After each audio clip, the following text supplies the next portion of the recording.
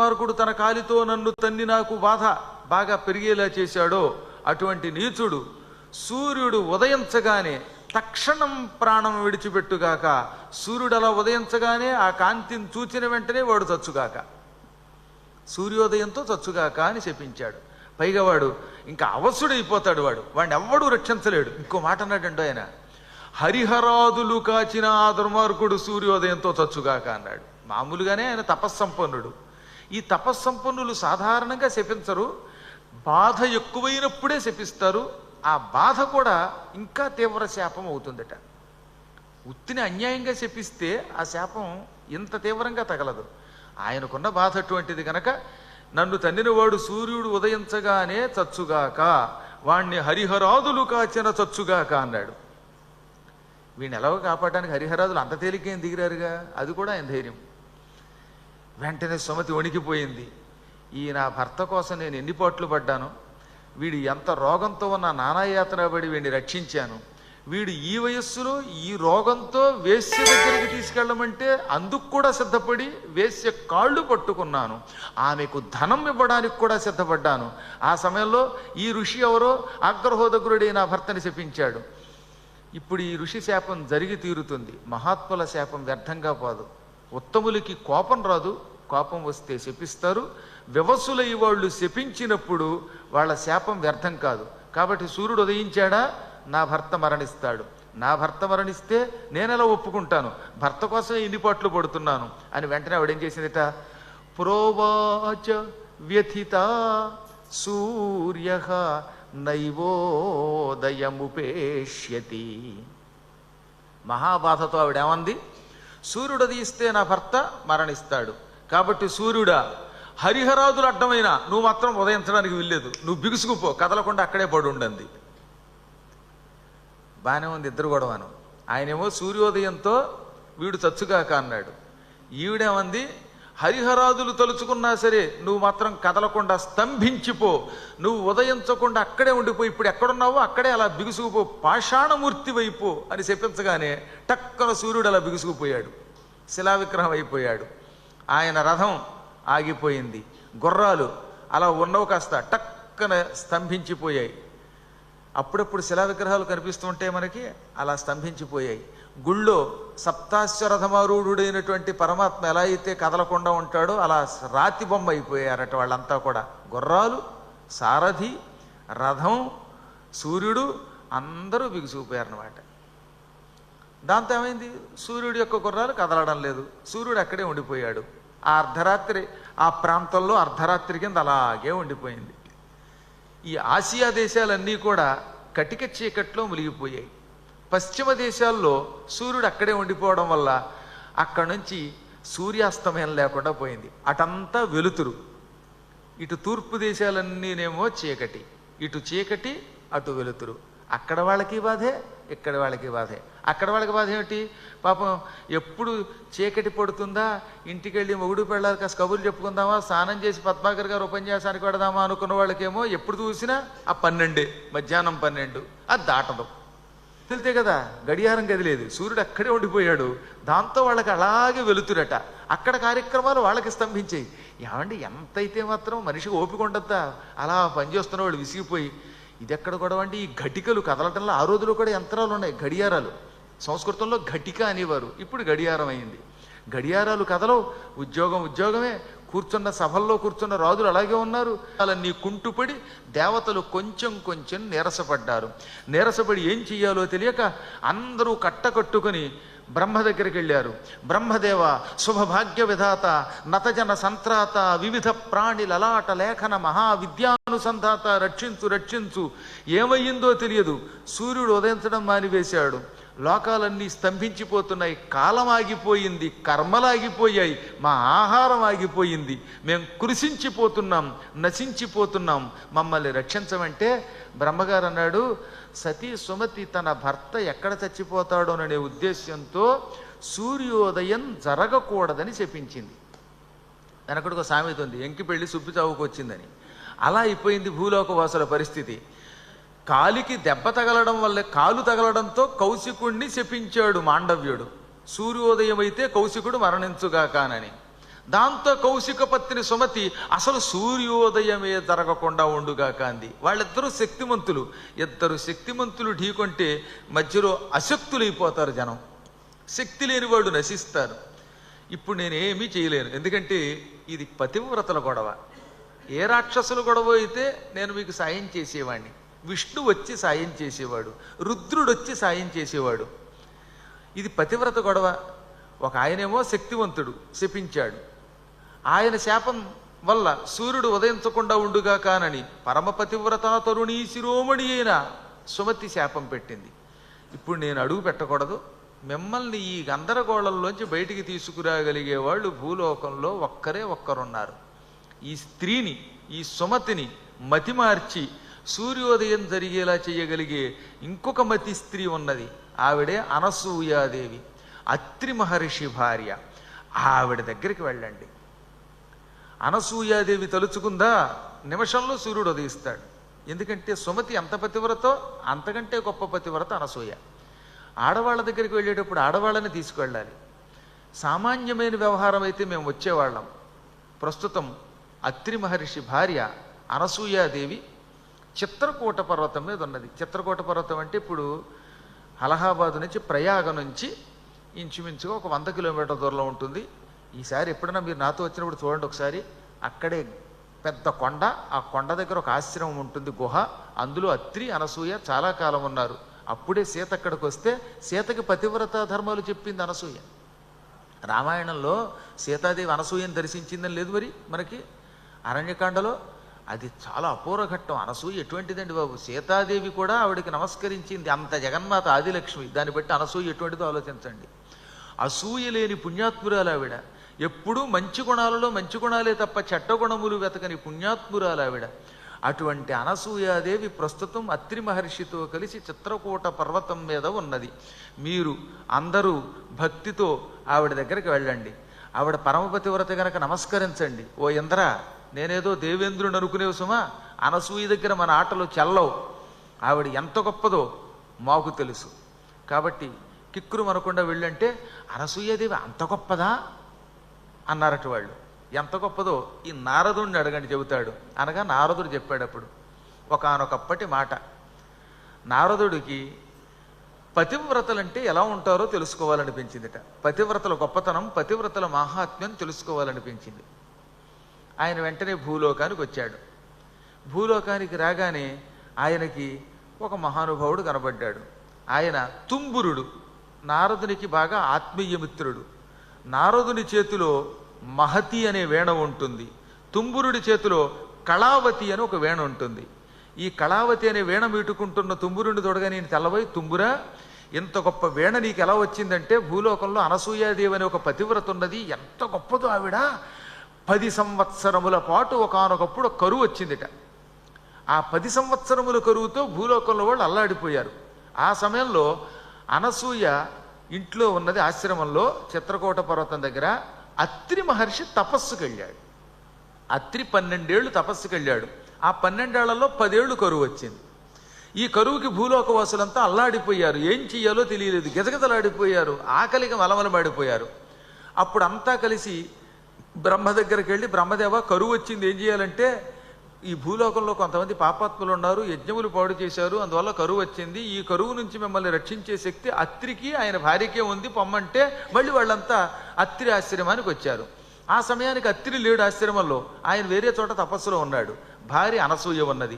వీళ్ళంతా ఆవిడ కాళ్ళు గట్టిగా పట్టుకుని, తల్లి ఆకలికి మాడిపోతున్నాం, ఇంత అన్నం పెట్టమ్మా అన్నారట.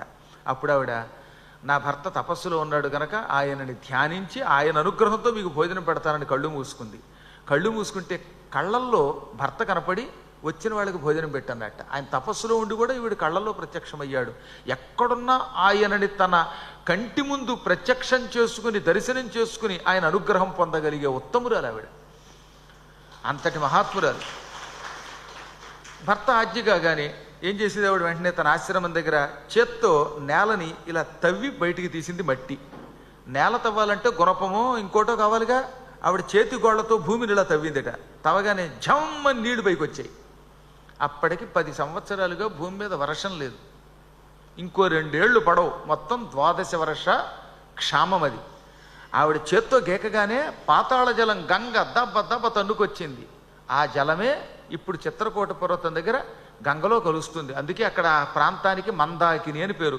చిత్రకూట పర్వతం చుట్టూతో ఉంటుందండి గంగ. అది చూడడానికి ఎలా ఉంటుందో తెలుసా? చిత్రకూట పర్వతం ఒక స్త్రీ, ఆ స్త్రీ నడుముకి చుట్టూతో వడ్డాణంలో ఉంటుంది అక్కడ గంగ. అంత అందంగా ఉంటుందన్నమాట. ఆవిడ అలా చేత్తో తవ్వగానే నీరు పైకి వచ్చింది. ఆ నీరు చకచక పైకి లేచి పక్కన ఒక చిన్న స్థలంలో పడింది.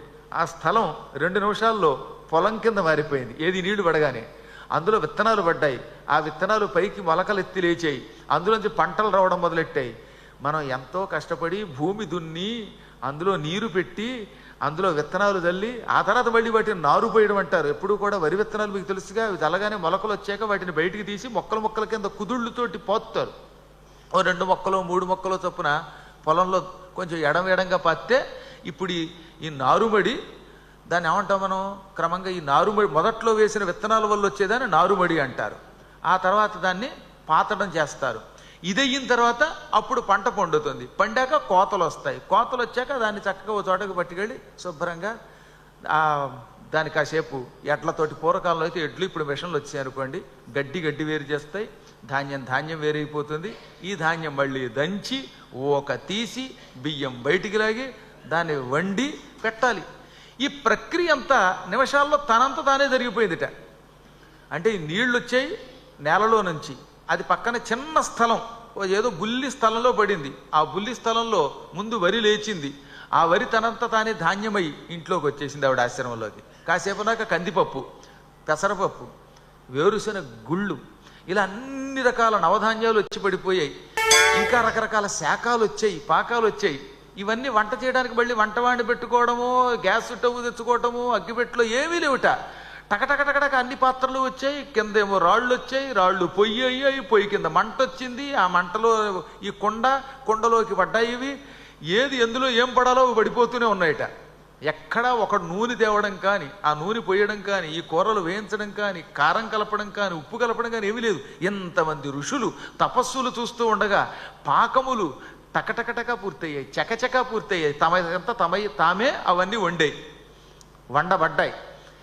ఆ పదార్థాలన్నీ మళ్ళీ ఆవిడ దగ్గరకు వచ్చి నిలబడ్డాయట. ఆవిడంది, నా దగ్గరకు వచ్చి నిలబడితే కాదు, వీళ్ళందరికీ వీరు ఆహారం అవ్వండి అంది ఆ పాత్రల్ని. అప్పుడేం జరిగింది? వాళ్ళంతా కూర్చున్నారు. కూర్చోగానే ఎక్కడి నుంచి వచ్చాయో పెద్ద పెద్ద విస్తరాకులు వచ్చాయి.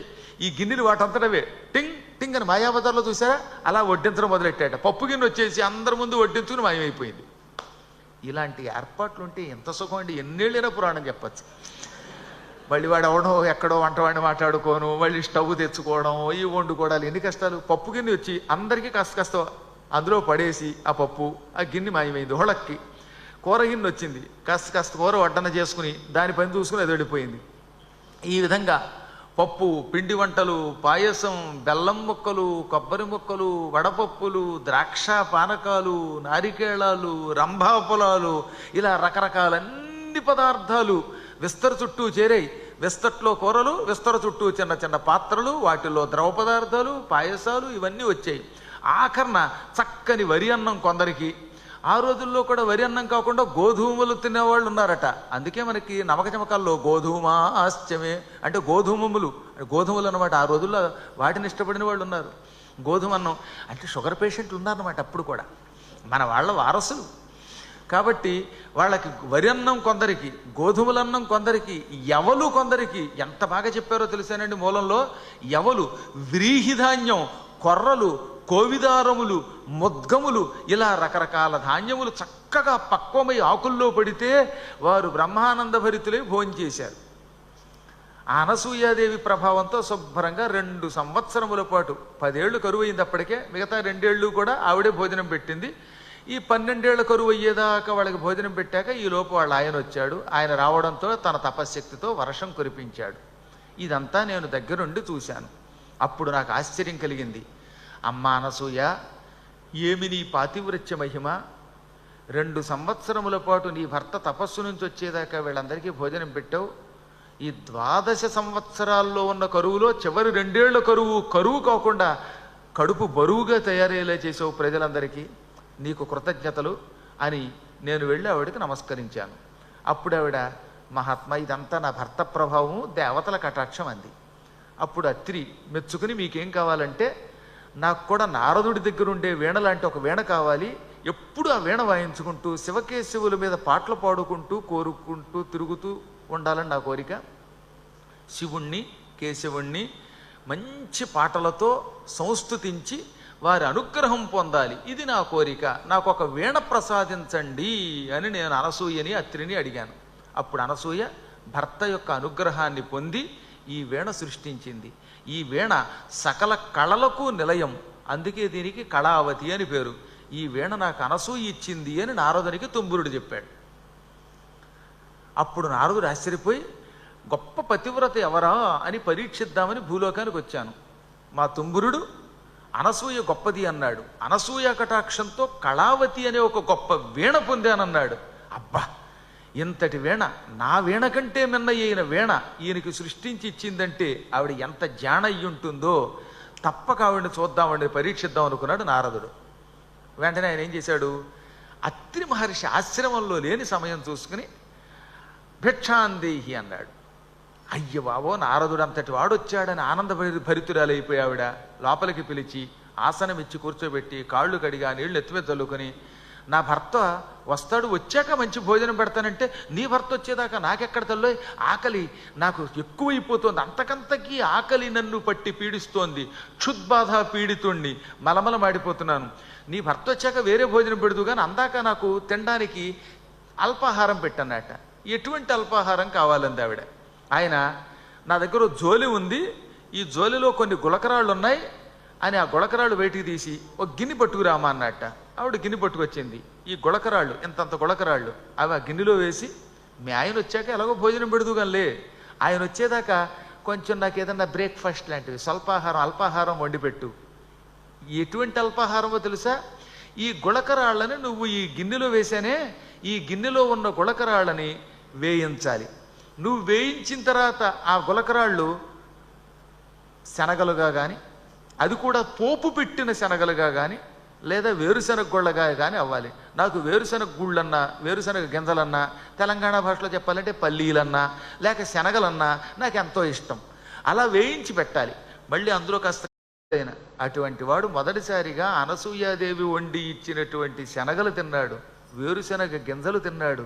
ఆయనకి మతిపోయింది. ఓ తల్లోయ్, శివనామస్మరణ నారాయణ నామస్మరణ ఎంత రుచిగా ఉన్నాయో, నువ్వు పెట్టిన పదార్థాలు అంత బాగున్నాయి. ఆ పోలిక కూడా ఆయన నా దేవతా నామస్మరణ వలే రుచిగా ఉన్నాయన్నాడు ఆయన. ఇంకో రకం అలా మహానుభావులు నోటి వెంబడొచ్చే మాటలు అలా ఉంటాయి. నిత్యం నారాయణ స్మరణ ఆయనకు అమృతం అనమాట. ఆ నారాయణ స్మరణ ఎంత మధురమో, ఇంచుమించుగా నీ గింజలు అంత రుచిగా ఉన్నాయి. నీ మహిమ అపారం. పతివ్రతలు ఉన్నారని తెలుసు, కానీ ఇలాంటి వాళ్ళు ఉంటారని ఇప్పుడు కళ్ళారా చూశాను అని పరుగున ఆవిడ ఏం చెబుతున్నా వినిపించుకోకుండా ఈ 2 పొట్లాలు పుచ్చుకుని కొంచెం తిన్నాడు, కొన్ని అట్టే పెట్టుకున్నాళ్ళండి. ఇవి పుచ్చుకుని ఒక్కసారిగా కైలాసానికి వెళ్ళిపోయాడు. ఆ సమయంలో కైలాసంలో పార్వతీదేవి, ఆవిడతో పాటు ఆవిడేదో ఒక సమావేశం పెట్టిందిట. అందుకని పార్వతీదేవి దర్శనమునకు అమ్మవారు సరస్వతి, మరో పక్కన లక్ష్మి వచ్చారు. అంటే త్రిమాతలు ఒక్క చోట కొలువై ఉన్నారు. త్రిమూర్తులు లేరు, అది కేవలం లేడీస్ మీటింగ్. అందువల్ల స్త్రీలు మాత్రమే 3 అమ్మవార్లు, శక్తులు 3 అక్కడ ఉన్నారట. అబ్బా, ఆ దృశ్యం ఒకసారి ఆలోచించండి. తెల్లని స్వచ్ఛమైన రూపంతో శారదామాత, పూర్తిగా నీలవర్ణంతో ఉన్నటువంటి గౌరీమాత కాళికాదేవి, బంగారు వర్ణంతో సువర్ణవర్ణంతో ఉన్నటువంటి లక్ష్మి, ఈవిడ బంగారపు రంగు సువర్ణవర్ణ, ఈవిడ కావాలని ఇప్పుడు నీలవర్ణం ఇంద్రనీలంలో ఉంది. అందుకే మీకు దుర్గా సప్తశతిలో ధ్యాన శ్లోకంలో నీలాస్మద్యుతిమాస్య పాదదశకాం సేవే మహాకాళికాం అంటాడు. నీల అస్మద్యుతి, ద్యుతి అంటే కాంతి, అస్మిము అంటే రాయి, నీలాస్మిము అంటే నల్లరాయి, నీలపు రాయి. ఉంగరాల్లో పెట్టుకోరు నీలమని. ఆ నీలపు వర్ణములో ఉన్నటువంటి రాయి ఎలా ఉంటుందో, ఇంద్రనీలమణి ఎలా ఉంటుందో అటువంటి కాంతితో ఉన్నది కాళిక. ఇంకా సరస్వతి ఆపాదమస్తకం తెలుపు. ఈ విధంగా 3 తెలుపు, నలుపు, ఎరుపు రంగుల్లో ఉన్నారు. చూడ్డానికి త్రివేణీ సంగమంలో ఉన్నది. సరస్వతి నది అంతర్వాహిని, తెల్లగా అడుగు నుంచి వెడుతుంది. ఓ పక్కన గంగా నది, లక్ష్మీదేవి గంగా నది వల్లే, పార్వతీదేవి యమునా నది వలె అంతర్వాహినిగా సరస్వతి త్రివేణి సంగమముగా ఇక్కడున్నాయా అన్నట్టుగా ఉందిట ఆ దృశ్యం. ఆ దృశ్యాన్ని చూసి, కమనీయ దృశ్యాన్ని చూసి మురిసిపోయిన నారదుడు, అమ్మల్లారా, ఈ పూట నేను ఒక అపూర్వమైన ఘట్టాన్ని కళ్ళారా వీక్షించాను, చెప్పమంటారా అనగానే, నువ్వెందుకు వచ్చావో మాకు తెలుసులే, నువ్వు వచ్చావంటే సామాన్యంగా రావు, ఎక్కడో ఏదో కిరికిరి పెడతావు, ఆ కిరికిరి హరిహరి మా అందరికి ఉపయోగపడుతుంది, లోకక్షేమం కోసం నువ్వు అప్పుడప్పుడు తగాదా పెట్టినట్టు నటిస్తావు, ఇంతకీ ఏం పని మీద వచ్చావు, ఇప్పుడు ఎవరికి గర్వభంగం చేయడానికి వచ్చావో చెప్పు అన్నారట వాళ్ళు. ఎంత మాట! ముగ్గురు తల్లులకి గర్వభంగం చేయడానికి నేను వస్తానా? అయినా ఉన్న విషయం చెబుతున్నా వినండి. పరమపతివ్రతలు ఎలా ఉంటారో తెలుసుకోవడానికి భూలోకానికి వెళ్ళాను. అతి మహనీయమూర్తి అయిన అనసూయాదేవి భూలోకంలో ఉందని తెలిసింది. ఆవిడ ఆశ్రమానికి వెళ్ళాను. కొన్ని గులకరాళ్ళు గిన్నెలో వేశాను ఆవిడికి. ఈ గులకరాళ్ళని శనగలుగా, వేరుశనగ గొళ్ళగా మార్చమన్నాను. ఆవిడ మార్చి 2 పొట్లాలు నా చేతిలో పెట్టింది. ఈ పొట్లంలో ఉన్న కొన్ని నేను తిన్నాను, మిగతావి మీకు పట్టుకొచ్చాను, తిని ఎలా ఉందో చెప్పండి అనగానే చేతిలో పోయమన్నారట వాళ్ళు. వాళ్ళ అబ్బాయి కదా అయినా, అందుకని ఆయన తిన్నాక కూడా తిన్నారు వాళ్ళు. మామూలుగా అయితే మనం తిన్నాక దేవతలకు పెట్టకూడదు, నారదుని స్థాయి వేరు. కాబట్టి రేపటి నుంచి మీరు మళ్ళీ వేరుశనగ గుళ్ళు పెట్టుకొచ్చి సగం తిని, గురువుగారు ఏం నారదుడు పట్టుకురాగా పార్వతి తినలేదా, లక్ష్మి తినలేదా, సరస్వతి తినలేదా, మీరెందుకు తినకూడదంటే నేను తినలేను, ఎందుకంటే మీరు నారదులు అంత గొప్పవాళ్ళు కనుక. నారదుడు పుత్రుడు నిరంతర హరినామస్మరణ పరాయణుడు కనుక ఆయన ఇస్తే ఆ ముగ్గురు కొంచెం నోట్లో వేసుకున్నారట. వాళ్ళకి ఆశ్చర్యం కలిగింది. ఏమి రుచి, ఏమి రుచి! ఒక సాధారణ మానవ స్త్రీ రాళ్లని ఇలా మార్చగలిగిందా? ఆ రాళ్ళు ఇంత రుచిగా ఉన్నాయా? ఈవిడ సంగతి ఏమిటో పరీక్షించాలి అనగానే, ఇంకెందుకు ఆలస్యం, అమలు పరీక్షించండి అన్నాడు ఈయన. మీరు పరీక్షిస్తారో లేదో నేను నిరీక్షిస్తాను అనగానే వాళ్ళు కొరకొరా చూసి వెంటనే త్రిమూర్తుల్ని పిలిచారు. త్రిమూర్తులు టక్కన ప్రత్యక్షమయ్యారు. మీ ముగ్గురు ఏం చేస్తారో తెలియదు, భూలోకానికి వెళ్ళండి, అనసూయాదేవిని పరీక్షించండి, ఆవిడ పతివ్రత కాదు అని నిరూపించడానికి ప్రయత్నించండి, ఒకవేళ కాకపోతే అది వేరే విషయం, అయ్యిందా సంతోషిద్దాం అన్నారట వాళ్ళు. వెంటనే త్రిమూర్తులు భూలోకానికి వచ్చారు. సాధారణంగా భార్య చెబితే చెయ్యను అనే దౌర్భాగ్యుడు ఉండడట అని నేనల్లా, వ్యాసుడు అన్నాడు అక్కడ. అందుకని భార్య చెబితే విననటువంటి వాడు ఎవడైనా ఉంటాడా? అందులో అలాంటి భార్య చెబితే, ముచ్చటపడి భార్య చెబితే కాదని అంటాడా? అందుకే త్రిమూర్తులు కూడా భూలోకానికి వచ్చారట. కాబట్టి ఈ వైపు ఉన్నవాడు శ్రద్ధగా వినండి. భార్య ఎప్పుడైనా ఏదన్నా అడిగితే టక్కన ఆ పని చేసి పెట్టండి. మరీ బొత్తిగా గుంటూరు కొనమంటే కొనలేకపోతే అది పక్కన పెట్టండి, కానీ చిన్న చిన్న పనులు చెప్పినప్పుడు తక్షణం చెయ్యాలి. ఆ ముగ్గురు భూలోకానికి వచ్చారు. జంగమదేవరల వేషంలో వచ్చారు. ముగ్గురు ఎత్తుల వేషంలో వచ్చారు. పరమకాంతి స్వరూపులైన ఆ ముగ్గురు అనసూయాశ్రమానికి వచ్చారు. అప్పటికింకా అత్రి మహర్షి ఇంట్లో లేడు. అది చూసుకుని వచ్చారట వాళ్ళు. వచ్చి భిక్షాందేహి అన్నారు. భవతి అంటే స్త్రీలింగం అన్నమాట. ఓ లోపలున్న స్త్రీమూర్తి భిక్షాందేహి అని. ఆవిడొచ్చింది. రండి నాయనలారా, మీ ముగ్గురు త్రిమూర్తుల్లో ఉన్నారు చూడ్డానికి అని ఆశ్చర్యపోయి, ఏమి కాంతి, ఏమి స్ఫుటత్వం, ఏమి పవిత్రత! బ్రహ్మ విష్ణు మహేశ్వరుడు నా ఇంటికి ఈరోజు ఈ మారువేషాల్లో వచ్చినట్టు అనిపిస్తోంది అని తెలియకుండానే ఆవిడ నిజం చెప్పింది. వాళ్ళు నవ్వుకున్నారు. అంత త్రిమూర్తులతో ఎందుకు పోలిస్తావులే తెలియ మమ్మల్ని, ఏదో భూలోకంలో యాచనతో బతికే భిక్షుకులం, మేమేం త్రిమూర్తులం కాము, అయినా త్రిమూర్తులం ముగ్గురం కనుక మేము అడిగిన ఆహారం పెట్టగలవంటే పెడతాను నాయనలారా, కోరుకోండి ఏం కావాలో అంది ఆవిడ. నా భర్తృ కటాక్షం ఉంటే పెడతానన్నది. అప్పుడు వాళ్ళు సరే లోపలికి వస్తున్నామని ఆవిడ ఆసనాలు ఇచ్చాక కూర్చుని, మేము అడిగిన ఆహారం పెట్టాలి సుమా, తర్వాత కాదనకూడదు అనగా, అడగండి అంది ఆవిడ, మీరు ఎలా కోరితే అలా పెడతానన్నది. అయితే నువ్వు వంట చెయ్యాలి, రకరకాల పదార్థాలు తయారు చేయాలి, ఆ తర్వాత మా ముగ్గురికి వడ్డించాలి. కానీ ఎలా వడ్డించాలో తెలుసా? వడ్డించి తినిపించాలి. ఎలా తినిపించాలి? దిగంబరవై తినిపించాలి. బట్టలు లేకుండా మా ముగ్గురికి ఎదురుగుండా నిలబడి వడ్డించి మాకు భోజనం పెట్టి మేము తినలేకపోతే నోట్లో పెట్టాలి. పెడతావా? వివస్త్రవై భోజనం పెడతావా అనగానే ఆవిడ తెల్లబోయి కళ్ళు మూసుకుంది. అర్థమైపోయింది ఆవిడికి, ఈయన బ్రహ్మగారు ఎర్రగా ఉన్నాడు, మంచి పద్మంలా మెరిసిపోతున్నాడు పద్మాకర్ గారిలాగా. ఈ శివుడు ఏమి తెలుపు, ఈయన విష్ణువు, ఈ నల్లనాయన. త్రిమూర్తులు నన్ను పరీక్షించడానికి ఈ రూపంలో వచ్చారన్నమాట. వేళాకోళానికి కూడా వీళ్ళు అసత్యం ఆడరు. ఏదో కారణం లేకుండా నన్ను వివస్త్రవై భోజనం పెట్టమని అడగరు. బహుశా నా పాతివ్రత్యాన్ని పరీక్షించడానికి వచ్చారని అర్థమైపోయింది ఆవిడికి. అలాగే మీకు కావాలి